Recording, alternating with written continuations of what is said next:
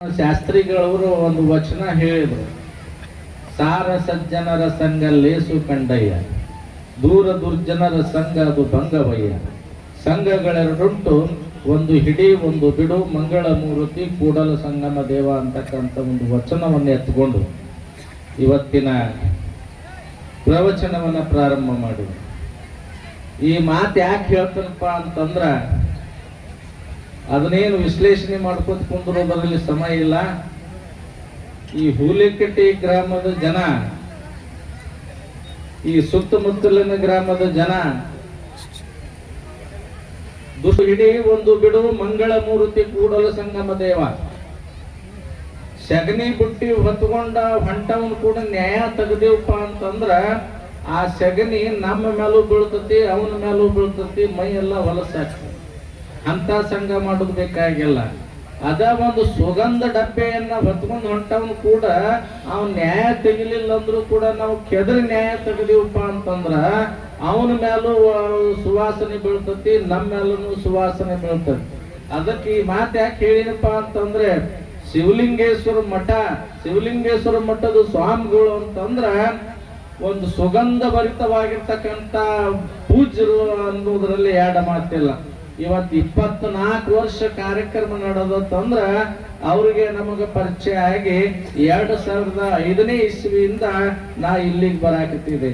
ಅಲ್ಲಿಂದನೂ ಕೂಡ ಇಲ್ಲಿಗೆ ಪ್ರತಿ ವರ್ಷನೂ ಕೂಡ ಉತ್ತರೋತ್ತರವಾಗಿ ಶ್ರೀಮಠ ಬೆಳಾಕತ್ತೈತಿ. ಮಠಕ್ಕೆ ಭಕ್ತರ ಸಂಖ್ಯೆನೂ ಬಹಳ ಆಗಾಕೈತಿ. ವರ್ಷದಿಂದ ವರ್ಷಕ್ಕೆ ಬಂದು ನೋಡೋದ್ರೊಳಗಾಗಿ ಮಠನ ಗೊತ್ತು ಹತ್ತೋದಿಲ್ಲ, ಪೂಜ್ಯರು ಗೊತ್ತು ಹತ್ತೋದಿಲ್ಲ. ವಾದ ವರ್ಷ ಪೂಜ್ಯರು ನೋಡಾಕ ನಿಂತ್ರ ಪೂಜ್ಯರು ಇನ್ನೇನು ಮುಗಿತೇನೋ ಅನ್ನುವಂತ ಒಂದು ಭಾವ ಇತ್ತು. ಆದ್ರ ಇವತ್ತು ಶಿವಲಿಂಗಪ್ಪ ಅವ್ರನ್ನೇನ ಸುಲಭ ಕೈ ಬಿಡುದಿಲ್ಲ.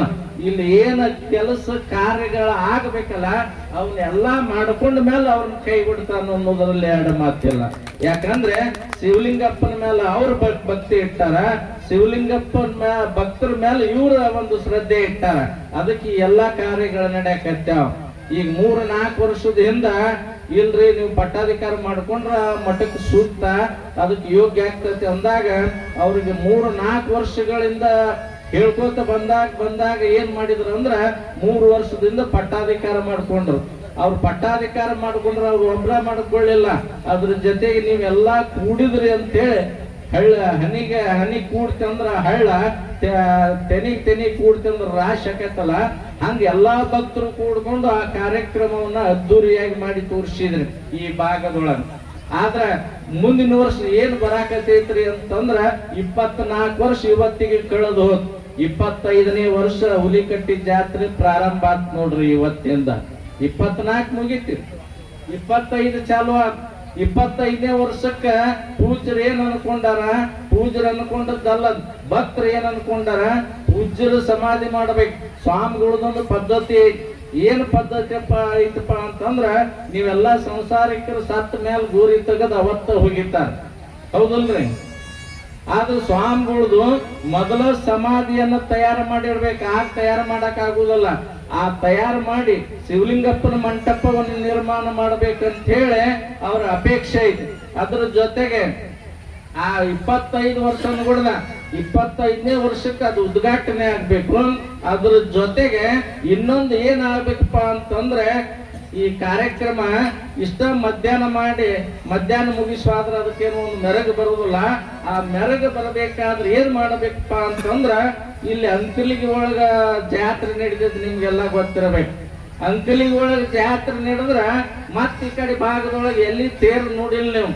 ಆ ತೇರು ನೋಡ್ಬೇಕಾದ್ರೆ ಎಲ್ಲಿಯಾದ್ರೂ ನೋಡ್ಬೇಕಾದ್ರೆ ಮುಂದಿನ ವರ್ಷ ಅಂದ್ರ ಇಲ್ಲಿ ಶಿವಲಿಂಗಪ್ಪನ ಜಾತ್ರೆ ಸಾಯಂಕಾಲ 5 ಗಂಟೆಗೆ ಇಲ್ಲಿ ರಥೋತ್ಸವ ಎಳಿತಕ್ಕಂತ ಕೆಲಸವನ್ನ ನೀವೆಲ್ಲ ಸದ್ಭಕ್ತರು ಕೂಡಿ ಮಾಡಿದ್ರಿಪ್ಪ ಅಂತಂದ್ರ ಈ ಮಠಕ್ಕ ಈ ಭಾಗದೊಳಗ ಒಂದು ಭವ್ಯವಾಗಿರ್ತಕ್ಕಂಥ ಜಾತ್ರೆ ನಡೀತಾ ಇದೆ. ಜಾತ್ರೆ ನಡೆಯುದಂತಂದ್ರೆ ಒಂದ ಊರಿಗೆ ಸೀಮಿತ ಅಲ್ಲ. ಒಂದು ಊರಾಗಿಂದ ಕಳಸ ತರೋದು, ಮತ್ತೊಂದು ಊರಾಗಿಂದ ಮೂರ್ತಿ ತರೋದು, ಮತ್ತೊಂದು ಊರಾಗಿಂದ ಹಗ್ಗ ತರೋದು, ಎಲ್ಲರಿಗೂ ಒಂದೊಂದು ಹಕ್ಕನ್ನು ಕೊಟ್ಟು ಆ ಶಿವಲಿಂಗೇಶ್ವರನ ರಥೋತ್ಸವವನ್ನ ಸಾಯಂಕಾಲ 5 ಗಂಟೆ ಒಳಗ ಅದ್ದೂರಿಯಾಗಿ ಎಳೆದಿವಪ್ಪ ಅಂತಂದ್ರೆ ಶಿವಲಿಂಗೇಶ ನಮಗೆಲ್ಲ ಒಳ್ಳೇದನ್ನ ಮಾಡ್ತಾನ. ಈ ಆಲೋಚನೆಯನ್ನ ಈ ಭಾಗದ ನಮ್ಮ ಜನನಾಯಕರಾಗಿರ್ತಕ್ಕಂಥ ಸರ್ವೋತ್ತಮನ್ನ ಜಾರಕಿಹೊಳಿ ಅವರ ಒಂದು ನೇತೃತ್ವದಲ್ಲಿ ಹಾಗೂ ಈ ಭಾಗದ ಸದ್ಭಕ್ತರು ಮತ್ತು ಈ ಎಲ್ಲಾ ಸುತ್ತಮುತ್ತಲಿನ ಸದ್ಭಕ್ತರು ಆ ಕಾರ್ಯವನ್ನ ಮುಂದಿನ ವರ್ಷ 25ನೇ ವರ್ಷದೊಳಗ ಶಿವಲಿಂಗೇಶ್ವರನ ರಥೋತ್ಸವ ಈ ಭಾಗದಾಗ ಎಳ್ಯಾಕೈತಿ ಅಂದ್ರ ಅದ್ದೂರಿಯಾಗಿ ನೆರವೇರ್ತಾ ಇದೆ. ನೋಡ್ರಿ, ಶಿವಲಿಂಗಪ್ಪನ ಜಾತ್ರೆ ನಡೀತಿ ಅಂತಂದ್ರ ವಾರಗಟ್ಲೆ ಮೊದ್ಲ ಬಂದು ಶಿವಲಿಂಗಪ್ಪನ ಮಠದಾಗ ನಿಂದ್ರಾಕ ಚಾಲು ಮಾಡ್ತಾರ ಜನ. ಅದಕ್ಕೆ ಸದ್ಭಕ್ತರಾದವರು ನಮ್ಮ ಸರ್ವೋತ್ತಮನ್ನ ಜಾರಕಿಹೊಳಿ ಅವರ ಒಂದು ಮಾರ್ಗದರ್ಶನದಲ್ಲಿ ನೀವೆಲ್ಲರೂ ಕೂಡ್ಕೊಂಡು ಆ ವಿಚಾರವನ್ನ ಮಾಡ್ರಿ.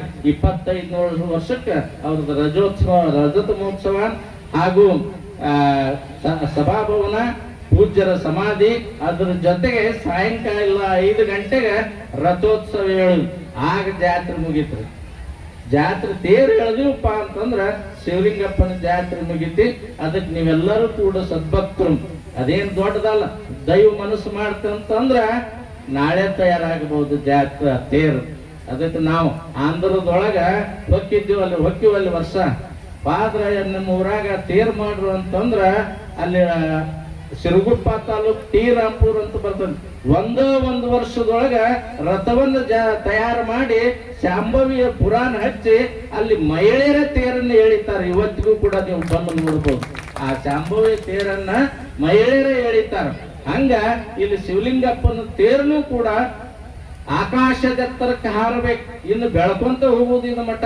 ಹೆಂಗ ಶಿವಲಿಂಗಪ್ಪನ ತೇರ ಆಕಾಶದ ಎತ್ತರಕ್ಕೆ ಎಳಿತೈತಲ್ಲ, ಹಂಗ ಶಿವಲಿಂಗೇಶ್ವರನ ಮಠನು ಕೂಡ ಆಕಾಶದ ಎತ್ತರಕ್ಕೆ ಬೆಳಿಲಿ. ಆ ಶಿವಲಿಂಗಪ್ಪನ ಆಶೀರ್ವಾದ ಯಾವತ್ತಿಗೂ ಕೂಡ ನಮ್ಮ ಜಾರಕಿಹೊಳಿ ಅವರ ಕುಟುಂಬದ ಮೇಲೆ ಇರಲಿ. ನಿಮ್ಮೆಲ್ಲಾ ಸದ್ಭಕ್ತರ ಆಶೀರ್ವಾದನೂ ಕೂಡ ಜಾರಕಿಹೊಳಿ ಅವರ ಕುಟುಂಬದ ಮೇಲೆ ಯಾವತ್ತು ನಿತ್ಯ ನಿರಂತರವಾಗಿ ಇರಲಿ ಅಂತಕ್ಕಂಥ ಮಾತನ್ನು ಹೇಳಿ ನಾನೊಂದೆರಡು ಮಾತನ್ನು ಮುಗಿಸ್ತಾ ಇದ್ದೀನಿ.